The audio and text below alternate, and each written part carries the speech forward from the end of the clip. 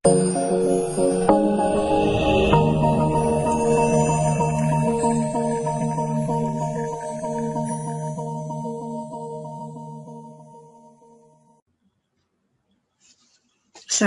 warahmatullahi wabarakatuh. Ketemu lagi dengan saya Lili Indarsari Channel dalam mata kuliah Konsep Sistem Informasi. Kita masuk ke pertemuan ke-10. Pertemuan 10 ini masih membahas atau melanjutkan dari pertemuan 9, yaitu kita lanjut ke System Development Life Cycle atau SDLC. Teori hidup pengembangan sistem berfungsi untuk menggambarkan tahapan-tahapan utama dalam langkah-langkah dari setiap tahapan. SDLC ini dijelaskan melalui tujuan dan hasil kegiatannya yang deliverable. Ada beberapa proses di dalam SDLC, yaitu ada 5 tahapan di dalam pengembangan ini, yaitu ada tahap perancangan atau planning, kemudian tahap analisis, kemudian tahap perancangan, desain, tahap penerapan, dan tahap penggunaan atau use. Ini kurang lebih siklus dari SDLC, di mana ada tahap perencanaannya, merencanakan, kemudian dianalisa, kemudian dirancang, kemudian implementasi atau penerapannya, dan terakhir adalah tahap penggunaan dari sistem tersebut. Pada tahap perencanaan atau planning, yaitu merencanakan apa yang akan dibuat saat akan melakukan suatu pengembangan sistem. Maksudnya seperti apa? Maksudnya adalah perencanaan ini menyangkut tentang estimasi kebutuhan, baik secara fisik, tenaganya, dana, serta pengembangan sistem yang untuk mendukung operasinya setelah nanti sistem informasi ini diterapkan. Pada tahap perencanaan, ada 3 proses utama yang akan dibuat di tahap perencanaan ini, yaitu 1, merencanakan proyek sistem yang dilakukan oleh staf perencanaan sistem. Kemudian proyek sistem, menentukan proyek sistem yang akan dikembangkan. Kemudian mendefinisikan proyek sistem yang dikembangkan oleh analisis sistem itu sendiri. Yang kedua, tahap analisis atau analisis. Melakukan analisis terhadap perencanaan yang dilakukan. Biasanya pada saat ini dilakukan oleh seorang analis sistem, di mana bagaimana seorang analis itu bisa menentukan apakah merancang sistem yang baru, atau memperbaharui, atau mengembangkan yang lama dengan menggunakan aplikasi tertentu, dan lain sebagainya. Dalam tahap analisis ini, secara garis besarnya yaitu akan membahas tentang masalahnya atau deteksi masalahnya, kemudian investigasinya, penemuan-penemuan di lapangannya seperti apa, kemudian analisa kebutuhan sistemnya yang akan digunakan oleh si user nantinya, mensortir kebutuhan-kebutuhan sistem yang mana yang menjadi skala prioritasnya yang sering digunakan atau yang sering dipakai, kemudian memilih sistem yang baik. Walaupun saya yakin semua sistem itu tujuannya baik.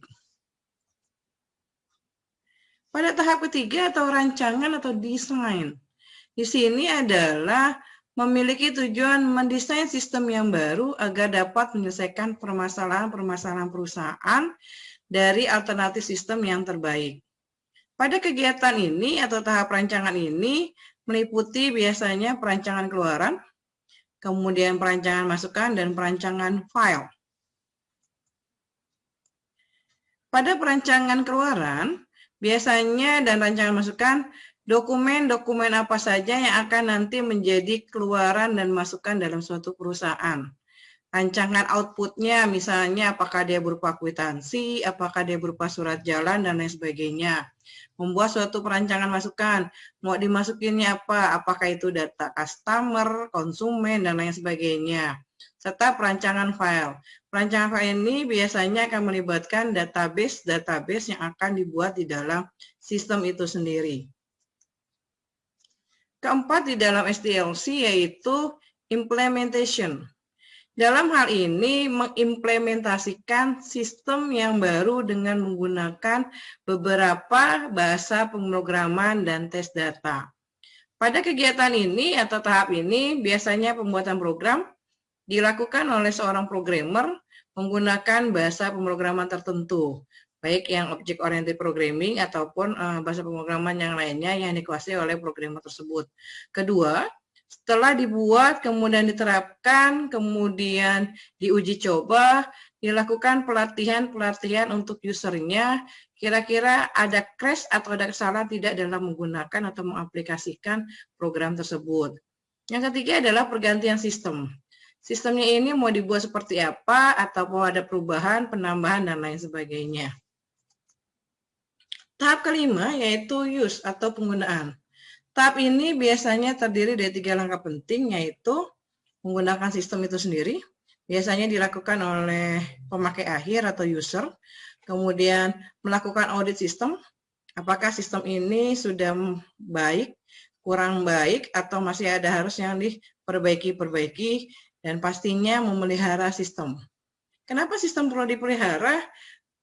Sistem perlu dipelihara karena untuk memperbaiki atau adanya kemutakhiran sistem, peningkatan kinerja sistem, kemudian harus di-maintenance.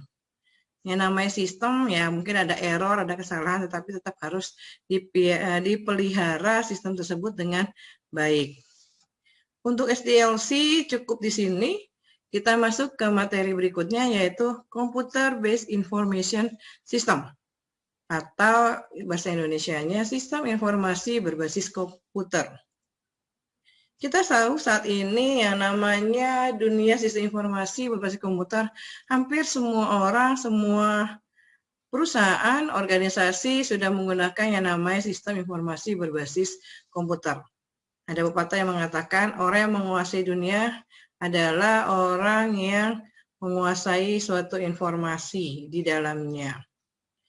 Maksud CBIS di sini adalah sebuah sistem yang menggunakan computerized sebagai dasar bagi pekerjaannya untuk mengolah suatu sistem informasi sehingga nanti dia bisa membuat suatu keputusan bagi pemecahan suatu permasalahan-permasalahan yang ada.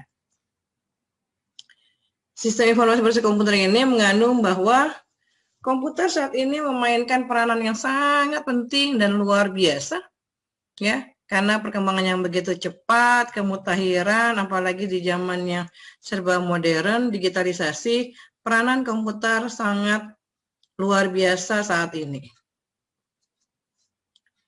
Sistem informasi yang akurat dan efektif pasti akan berhubungan dengan pengolahan informasi atau sistem informasi yang baik di dalam komputer itu sendiri. Menilai suatu manfaat CBIS kadang-kadang sulit diukur karena banyak perusahaan yang selalu dan sangat berhati-hati dalam menerapkan sistem. Banyak waktu yang terbuang bagi manajer dan stafnya untuk mengevaluasi apa sih dampak sistem pada suatu organisasi atau perusahaan. Karena yang namanya informasi saat ini luar biasa dan merupakan hal yang paling penting bagi suatu perusahaan. Di bidang ekonomi, globalisasi saat ini mendekatkan produk pada konsumen. Orang berlomba-lomba menerapkan produk baru yang sekarang semuanya sudah berbasis IT. Contoh misalnya, saat ini hampir semua orang memiliki handphone.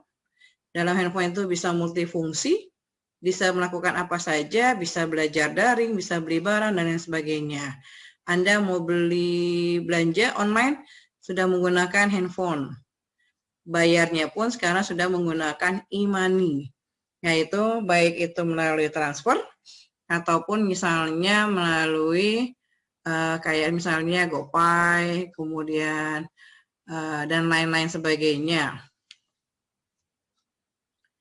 Ada beberapa strategi yang dapat dilakukan oleh suatu perusahaan untuk dapat memenangkan kompetisi yang di era sekarang ini yang pastinya penuh gejolak yang luar biasa. Satu, penguasaan teknologi untuk dapat menghasilkan produk barang maupun jasa. Dulu kalau kita mau pesan tiket pesawat, itu datang ke agent atau travel. Tapi sekarang dengan kecanggihan teknologi dan sistem informasi itu sendiri, kita menggunakan tiketnya aja e-tiket yang bisa Anda taruh di handphone. Jadi nggak usah dicetak lagi, tinggal tunjukin handphone Anda, tiketnya di bandara. Peningkatan kualitas kedua, peningkatan kualitas sumber daya manusia. Sumber daya manusia adalah sumber daya yang sangat penting untuk pengelolaan teknologi informasi, khususnya di sistem informasinya. Ketiga adalah marketplace yang tepat. Sasarannya apa, kemudian barang yang dijual apa, atau jasa yang dijualnya, sehingga marketnya itu tepat sasaran. Yang keempat, terbentuknya suatu sistem informasi yang akurat bisa membantu di dalam setiap pengambilan keputusan-keputusan oleh perusahaan. Ada beberapa kontribusi dari CBIS atau Computer Based Information System.